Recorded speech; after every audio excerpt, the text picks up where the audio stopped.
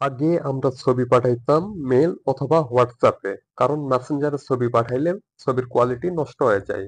তো এখন থেকে চাইলে আপনি মেসেঞ্জার দিয়েই যে কোনো ছবি ফুল এইচডি তে পাঠাইতে পারবেন। তো কিভাবে পাঠাবেন চলুন দেখে আসি। মেসেঞ্জার ওপেন করার পর আপনি যে আইডিতে ছবি পাঠাবেন সেই আইডি সিলেক্ট করে নেবেন। নেওয়ার পর সেম ভাবে আপনি গ্যালারিতে চলে আসবেন। আসার পর যে ছবিটি আপনি পাঠাবেন সেই ছবি সিলেক্ট করে নেবেন। নেওয়ার পর এখান থেকে এডিটে ক্লিক দিবেন। দেওয়ার পর নিচের বাম দিকে দেখুন কোয়ালিটি।